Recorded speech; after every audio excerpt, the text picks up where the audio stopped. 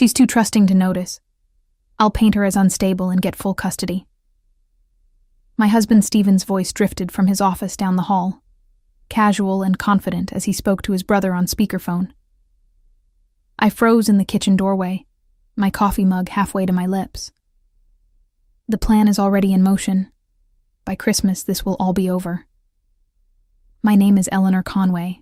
I'm 39 years old, and for 12 years, I believed I was living in a solid marriage with my husband, Stephen, a corporate attorney here in Sacramento, California. We have 2 children, Maya, who's 10, and Connor, who's 8.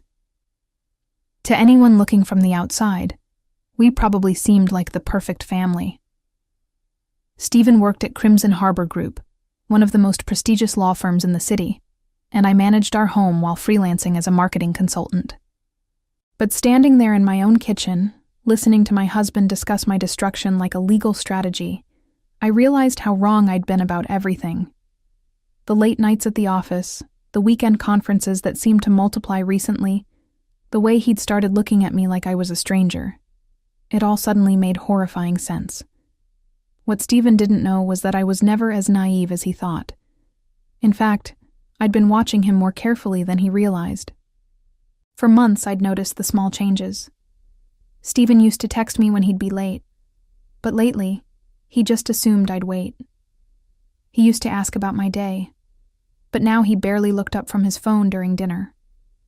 Most telling of all, he'd started talking about Maya and Connor's future in ways that didn't include me. "When the kids are older, they'll understand why Daddy had to make difficult choices," he'd said just last week, and something about that phrasing had sent ice through my veins. Now I understood what those difficult choices meant.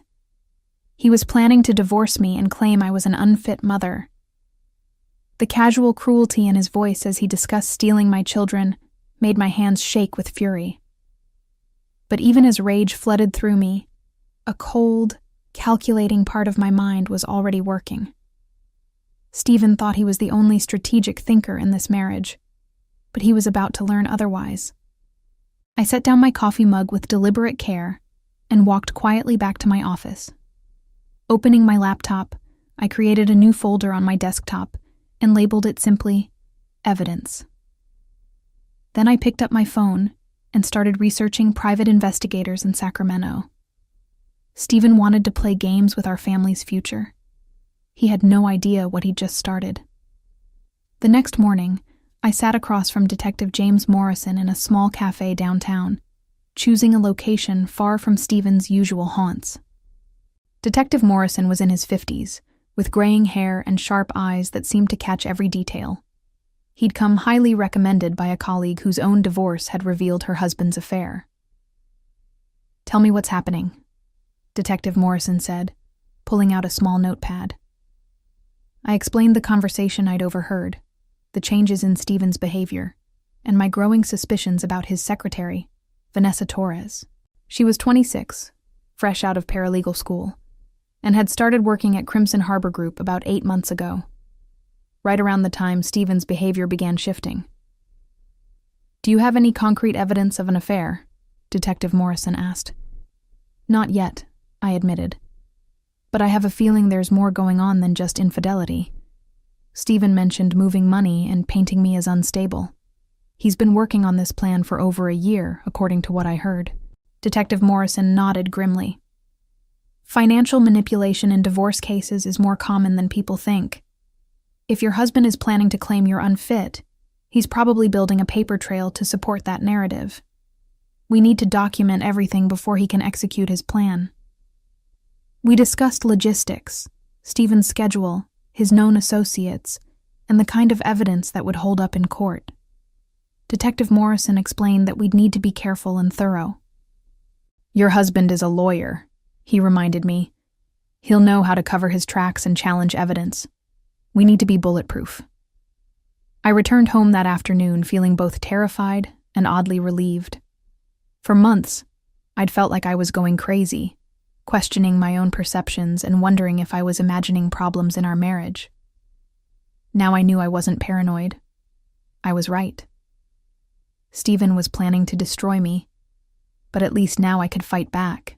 That evening, Stephen came home late again, claiming he'd been working on a complex merger case. He kissed my cheek perfunctorily and asked about the kids' day, but I could see his mind was elsewhere.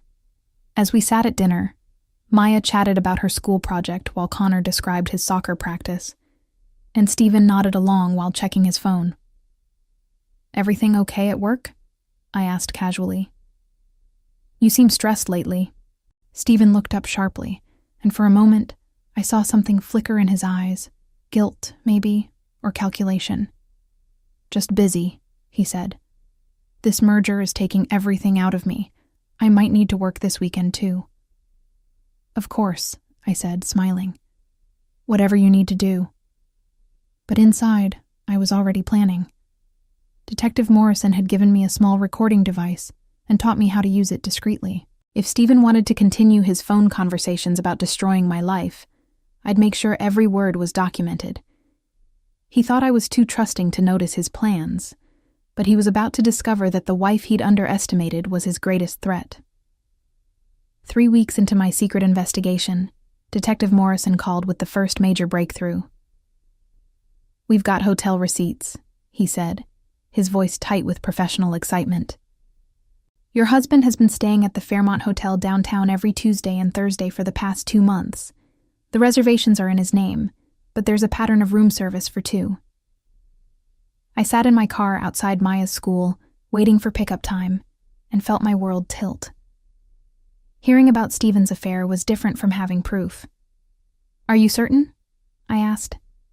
"The hotel security cameras show him arriving with a young woman matching Vanessa Torres's description," Detective Morrison continued. "We have timestamps, receipts, and photographic evidence. But that's not all. I've been tracking the financial activity you mentioned, and Stephen has been very busy." He explained that Stephen had opened 3 separate accounts over the past 14 months, systematically transferring money from our joint savings and his business account. "He's moved almost $200,000, Detective Morrison said. "The transfers are small enough to avoid triggering automatic alerts, but consistent enough to suggest a long-term plan." My hands gripped the steering wheel until my knuckles went white. $200,000. Money we'd saved for the children's college funds, for our retirement, for family vacations we'd never take. Stephen had been stealing from his own family while planning to take my children away from me. "There's more," Detective Morrison said. "I've been monitoring his communications, and he's been in contact with a private investigator of his own. They've been discussing ways to document what they call your erratic behavior and financial irresponsibility." A bitter laugh escaped me. Financial irresponsibility? He's the one who moved $200,000 without telling me. Exactly, and that's going to be his downfall. I've also discovered that he's been meeting with Dr. Patricia Webb, a psychiatrist who specializes in custody evaluations. The meetings aren't documented as official consultations, which suggests he's been coaching her on what to look for when she eventually evaluates you. I closed my eyes, overwhelmed by the scope of Stephen's deception. This wasn't just an affair or even a simple divorce. This was a calculated campaign to destroy my credibility as a mother and steal my children. He'd been planning this for over a year, methodically building a case against me, while I'd been living my life completely unaware. But Detective Morrison wasn't finished. "Eleanor, I need you to stay calm and keep acting normal. We're building an ironclad case, but we need a few more weeks. Can you do that?"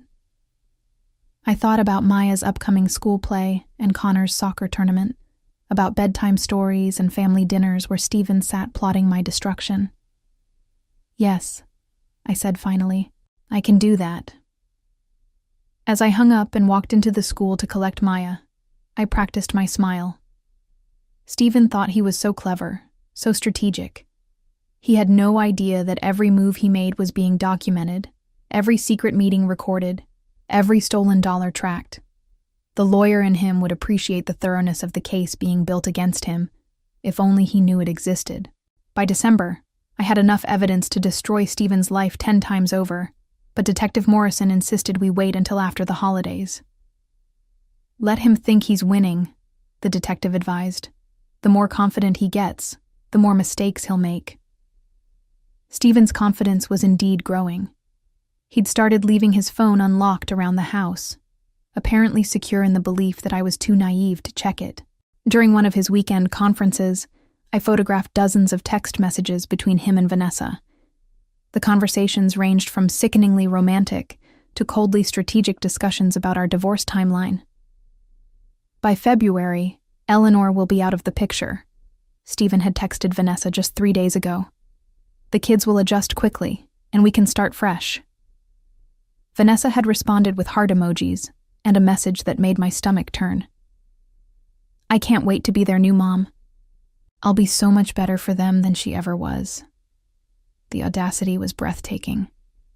This woman, who'd never changed a diaper or sat through a school conference or held a sick child through the night, thought she could simply replace me in my children's lives. But her arrogance was also useful. Detective Morrison explained that family courts looked very unfavorably on parents who brought their affair partners into custody discussions before the divorce was even filed. Meanwhile, Stephen's behavior at home became increasingly strange.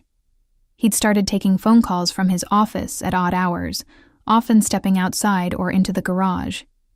He'd also begun asking leading questions about my daily routine, my stress levels, and my relationships with other parents at the kids' school.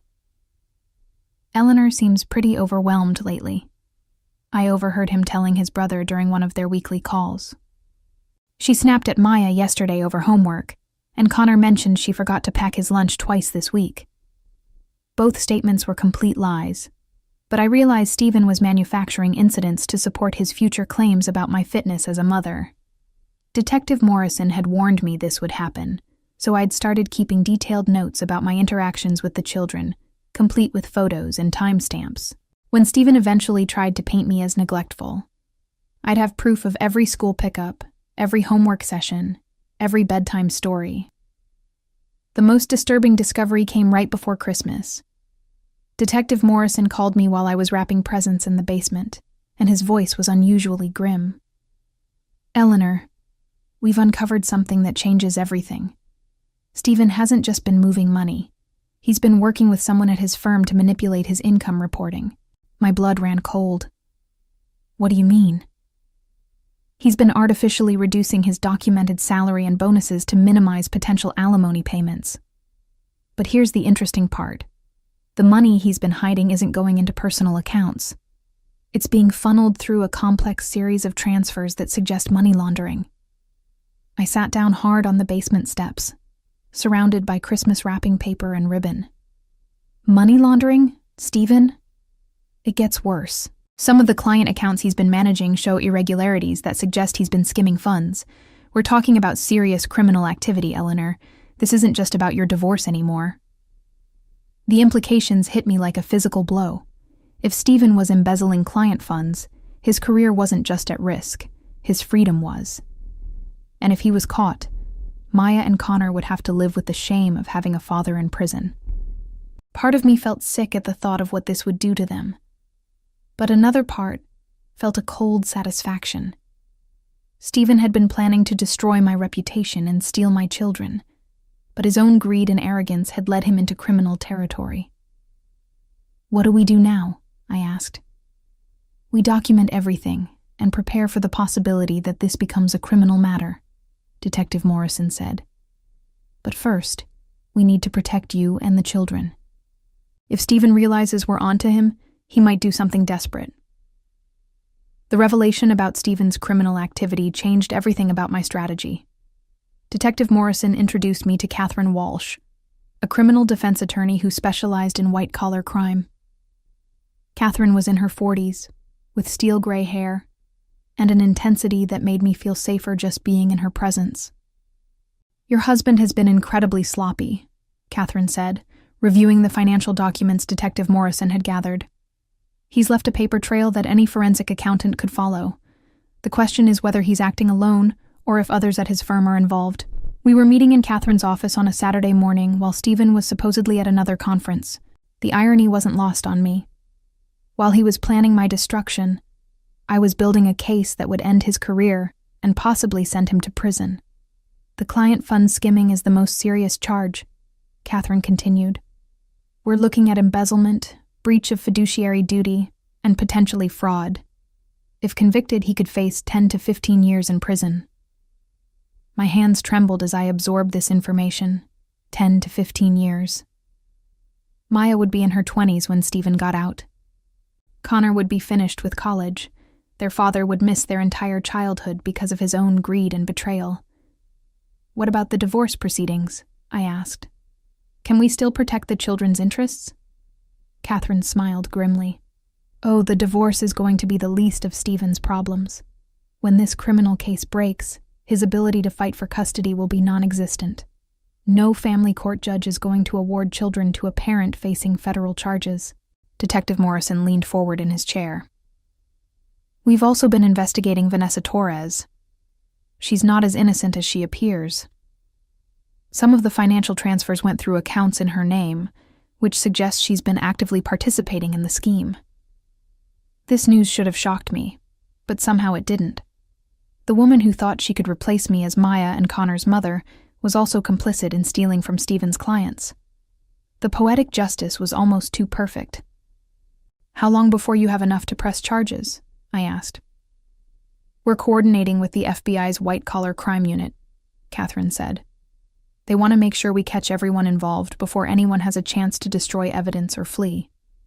We're looking at moving sometime in late January or early February. The timeline made me laugh bitterly. Stephen had told Vanessa that I'd be out of the picture by February. Instead, he'd be the one facing complete destruction of his life and freedom. Over the next few weeks, I watched Stephen with new eyes.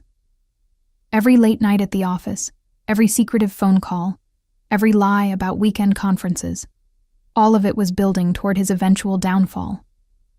He'd grown so confident in his deception that he'd stopped being careful, and that carelessness was going to cost him everything. On New Year's Eve, as we sat with Maya and Connor watching fireworks on television, Stephen put his arm around me and said, "This is going to be a big year for our family, Eleanor. I have a feeling everything is going to change." I smiled and leaned into him, playing the role of the unsuspecting wife one last time. "I think you're right," I said. "I think this year is going to bring exactly what we all deserve." He squeezed my shoulder, completely missing the double meaning in my words. In just a few weeks, Stephen would discover that sometimes getting what you deserve isn't the same as getting what you want.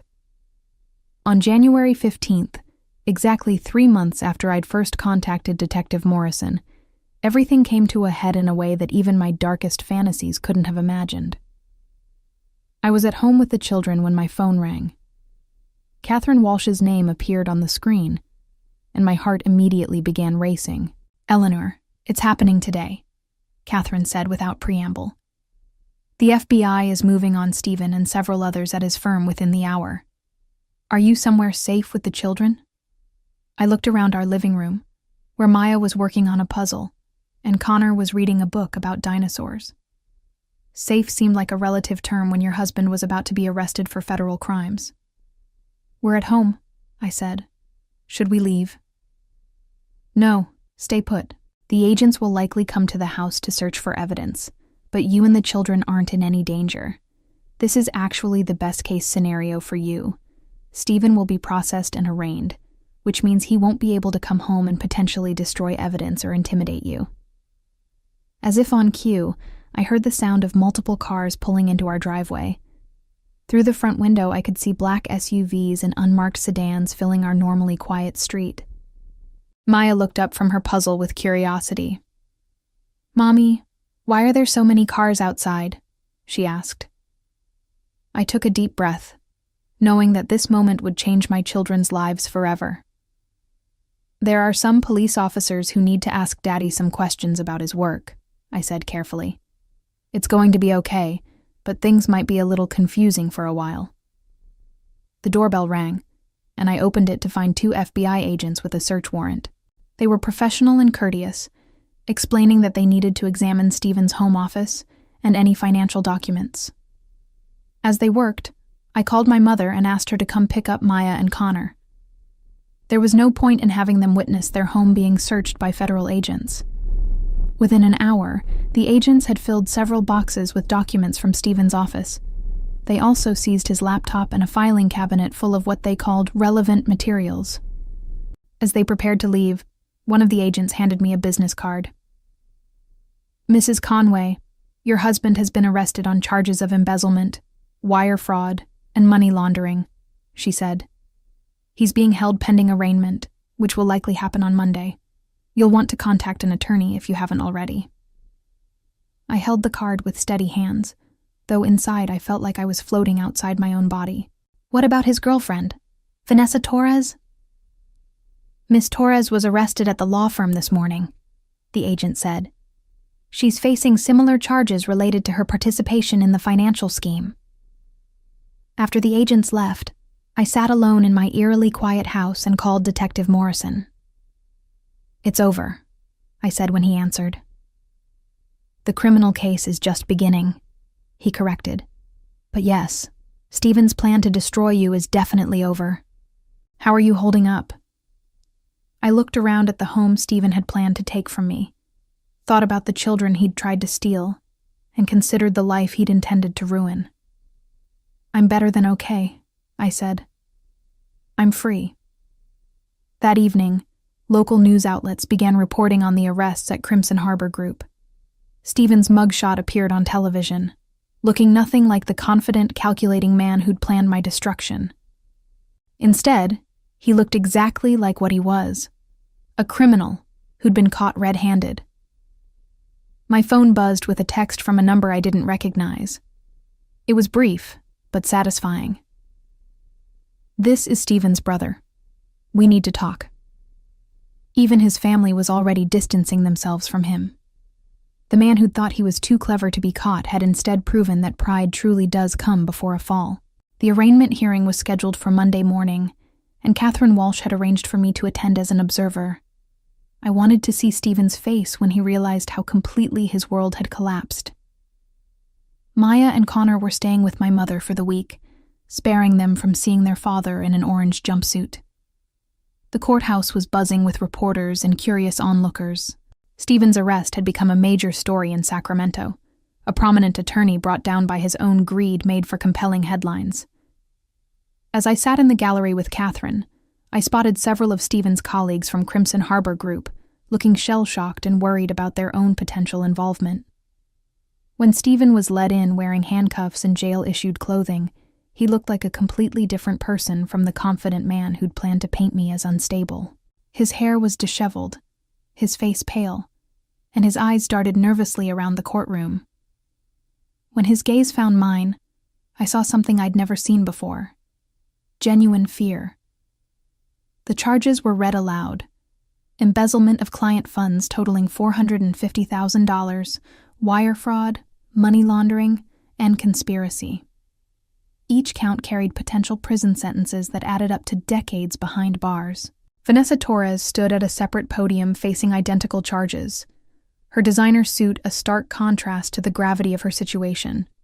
When the judge asked about bail, the prosecutor argued that both defendants were flight risks, given the evidence of offshore accounts and hidden assets. Stephen's expensive defense attorney tried to argue for his client's ties to the community, but the judge was unimpressed. Bail was set at $2 million each, an amount that Stephen's frozen assets couldn't cover. As Stephen was led away, he turned back one more time to look at me. This time, I met his gaze directly and smiled.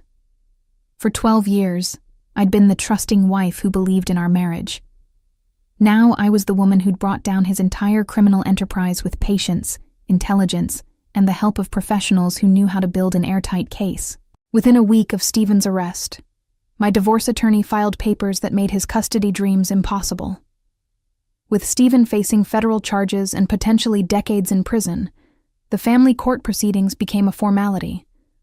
I was awarded temporary full custody of Maya and Connor, along with control of all marital assets that weren't frozen as evidence in the criminal case.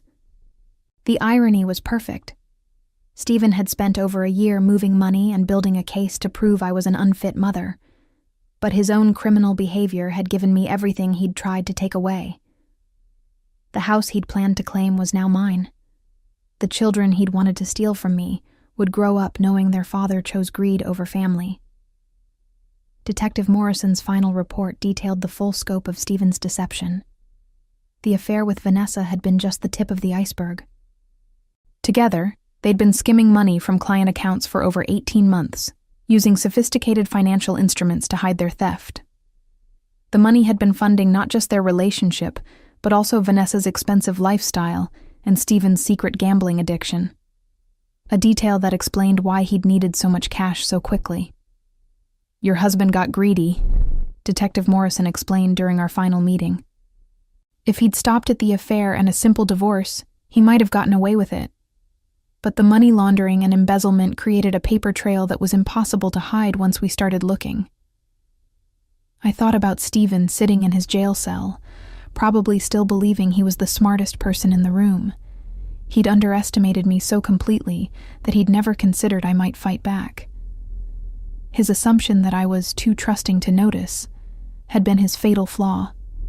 I'd noticed everything. I'd simply been smart enough to document it all before making my move. Maya and Connor were adjusting better than I'd expected.